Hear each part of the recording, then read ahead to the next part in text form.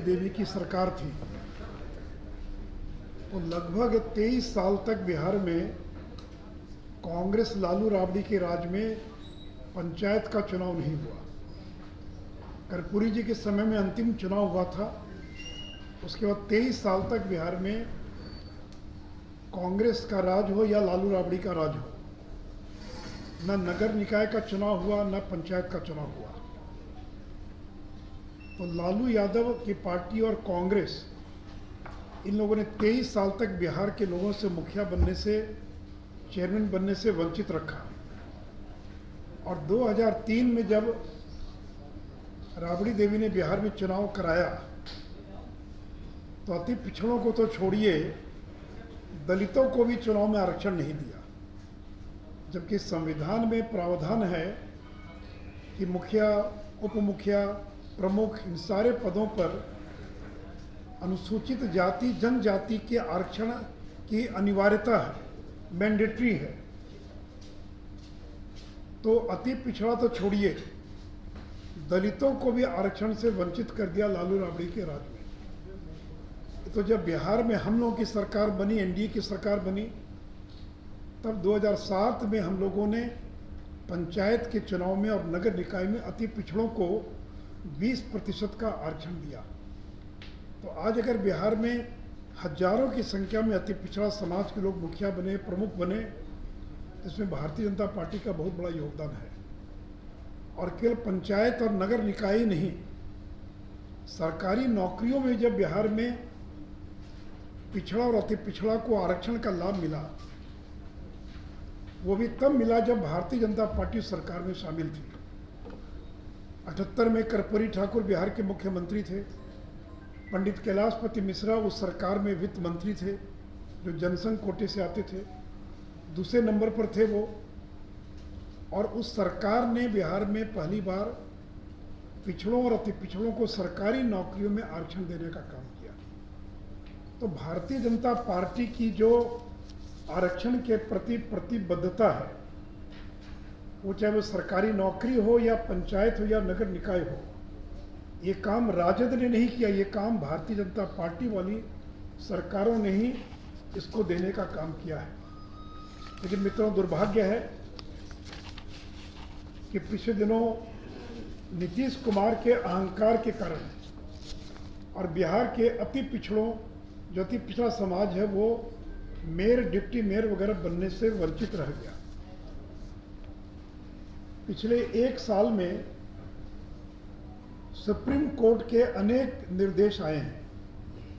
मैं उसमें से कुछ निर्देश आपके सामने पढ़ना चाहूँगा। आपके पास एनेक्स्चर 1 होगा। अति पिछड़ों को नगर निकाय में आरक्षण देकर तत्काल चुनाव कराओ। आप आयोग बनाइए, नहीं बनाइए, आपका काम है। आप हाई कोर्ट जाइए कि सुप्रीम कोर्ट जाइए कि यूनाइटेड नेशंस जाइए, ये आपका काम है। हमारी तो एक ही मांग है कि तत्काल चुनाव कराइए, अति पिछड़ों को आरक्षण देकर चुनाव कराइए। जो आपके कारण वो वंचित हो गए, इसलिए अति पिछड़ों को नगर निकाय में आरक्षण देकर तत्काल चुनाव कराओ। हमारा नारा है, अति पिछड़ों को आरक्षण दो, तत्काल चुनाव कराओ। अति पिछड़ों को आरक्षण दो, तत्काल चुनाव कराओ। अति पिछड़ों को आरक्षण दो, तत्काल चुनाव कराओ। अति पिछड़ों को आरक्षण से वंचित करने की जिम्मेवारी लें और नीतीश कुमार को मुख्यमंत्री के पद से इस्तीफा दे देना चाहिए, क्योंकि बिहार की 50% से ज़्यादा की आबादी अति पिछड़ों की आबादी है।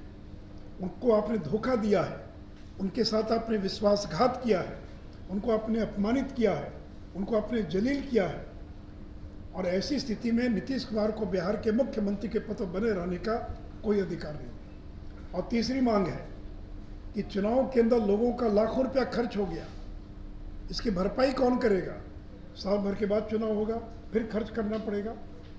तो अति पिछड़ा, पिछड़ा या सामान्य वर्ग, जो लोग भी चुनाव में, जिन लोगों ने नामांकन किया था और जिन लोगों ने खर्च कर दिया, उस खर्च का जो हिसाब चुनाव आयोग को उन्होंने जमा किया है, उस पैसे की भरपाई राज्य सरकार को राजकोष से करनी चाहिए, ताकि भविष्य में कोई मुख्यमंत्री हिम्मत न करे कि जिसके कारण कोर्ट को और चुनाव को रोकने के लिए बाध्य होना पड़े।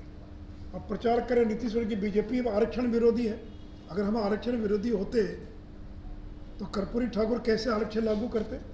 अगर हम आरक्षण विरोधी होते तो कैसे पंचायत में आरक्षण लागू होता? तो हम तो आरक्षण के पक्ष में खड़े हैं। इसलिए आप आयोग बनाइए नहीं बनाइए, आपका सर दर्द है, आपको जिस कोर्ट में जाना चाहिए, लेकिन हमारी मांग है कि तत्काल चुनाव कराइए, लेकिन बिना आरक्षण दिए चुनाव नहीं होना चाहिए। अति पिछड़ों को आरक्षण दीजिए, और अगर आवश्यकता हो तो अति पिछड़ों के आरक्षण को बढ़ाने की भी अगर आवश्यकता हो तो बढ़ा दीजिए, लेकिन अति पिछड़ों को आरक्षण देकर ही नगर निकाय का चुनाव कराइए, तत्काल चुनाव कराइए।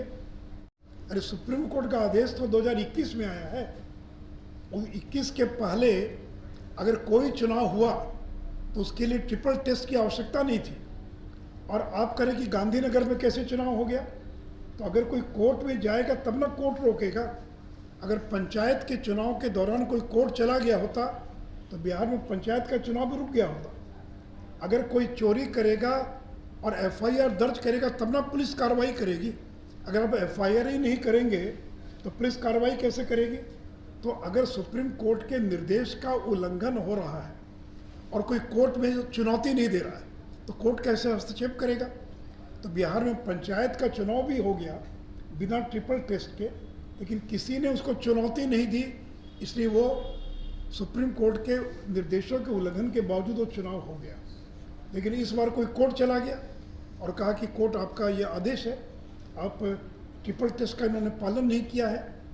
और मैंने कहा कि यह केवल सुप्रीम कोर्ट का निर्देश नहीं, ललित किशोर ने 2 बार ओपिनियन दिया और तीसरी बार मुख्यमंत्री के दबाव में अपना ओपिनियन उनको बदलना पड़ा। राज्य निर्वाचन आयोग मई महीने तक पत्र लिखता रहा, उसका जवाब तक नहीं दिया राज्य सरकार ने, और जिसके कारण हाईकोर्ट ने फटकार लगाई है राज्य निर्वाचन आयोग को कि आप स्वतंत्र इकाई हैं, आप राज्य सरकार के मातहत नहीं हैं।